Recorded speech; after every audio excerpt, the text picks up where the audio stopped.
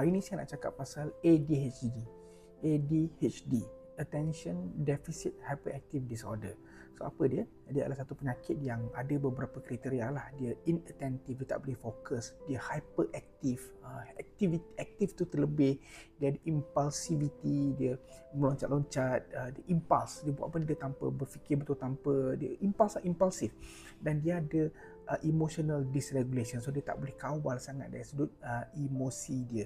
Dan gejala-gejala ni sebenarnya sikit-sikit ada, kita semua pun ada sebahagian daripada gejala tu, tapi dia jadi disease, dia jadi penyakit bila dia eksesif, dia melampau, dia pervasif, dia mengganggu sangat, dia impair, dia menyebabkan masalah dalam multiple account, dalam banyak keadaan dia menyebabkan masalah kepada kehidupan, dan dia developmentally inappropriate. Dari sudut perkembangan dia tak berapa betul, dan kebanyakannya dia boleh menyebabkan masalah dari sudut sosial. So macam mana kita diagnose dia? Saya nak beritahu awal, saya bukan pakar dalam bidang ni. Biasa kalau saya pun saya akan diagnose dan saya akan rujuk kepada pakar yang berpatutan lah. Yang penting terapi dia yang kena kita rawat. Okey, dia ada beberapa kriteria dia. Kalau kita tengok pada DSM, dia akan tengok pada dua faktor, inattentive dan hyperactive. So inattentive ni, tak boleh fokus ni, ada beberapa ciri-ciri dia. Dia perlu paling kurang 5 atau 6 dan pada umur kurang pada 12 tahun.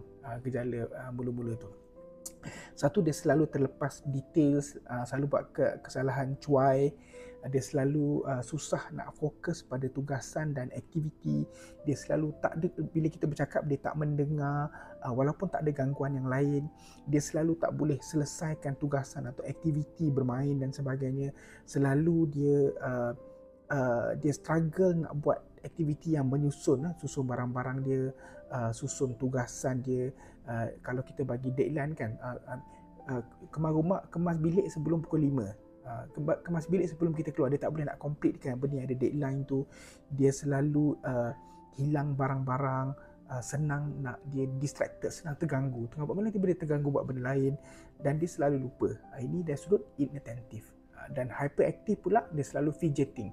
So tangan dia ada benda lah dia buat-buat, dia gerak. Bila duduk pun dia macam squirming, dia macam duduk macam tak selesa. Kemudian dia susah nak duduk diam-diam waktu dinner, waktu makan, waktu dalam kelas, dalam meeting, dia tak boleh duduk diam-diam. Kemudian dia, kalau kanak-kanak tu akan selalu lari-lari, panjat-panjat, walaupun yang tak appropriate, tempat yang tak patut panjat dia pergi panjat, tak patut lari dia pergi lari. Kalau dewasa atau kanak-kanak besar, dia akan restless lah, duduk macam tak senang duduk. Kemudian dia suka untuk melibatkan diri dalam aktiviti yang perlu kepada permainan, aktiviti yang boleh join secara senyap, dia tak suka. Dia tak suka. Dia nak benda yang dia kena buat bergerak, yang aktif, dan dia selalu seakan macam on the go, macam sentiasa bergerak saja, dan dia tak selesa bila dia tak boleh nak bergerak. Dan dia akan bercakap banyak, excessively, bercakap tak berhenti bercakap kan, macam tu. Kemudian bila kita tanya soalan, kadang dia jawab sebelum soalan tu habis, ataupun bila kita cakap dia habiskan perkataan kita. Itu di antara tanda-tanda dia. Dan dia struggle untuk tunggu giliran. Dia tak suka tunggu giliran, tak suka beratur. Dia selalu interrupt. Dalam perbualan dia akan selalu interrupt, aktiviti dia selalu interrupt dan sebagainya. So ni di antara tanda-tanda yang ada. Kalau dalam DSM, kriteria dia kena 5 atau 6 kriteria inattentive, 5 atau 6 kriteria hyperactivity, dan gejala mesti bermula umur 12 tahun ke bawah. Ini ADHD. Perawatan dia ada rawatan ubat, ada tanpa ubat, dan yang penting adalah terapi. Terapi dia terapi untuk kanak-kanak tersebut, terapi untuk keluarga, terapi untuk kelas dan sebagainya. So ada banyak benda yang kita boleh buat, yang kita perlu buat. So kalau anak-anak anda ada banyak gejala ni, tak boleh duduk diam-diam, tak boleh nak fokus, dan mungkin perlu bawa jumpa doktor untuk siasatan yang lebih lanjut, dan kalau perlu mulakan rawatan, insya-Allah.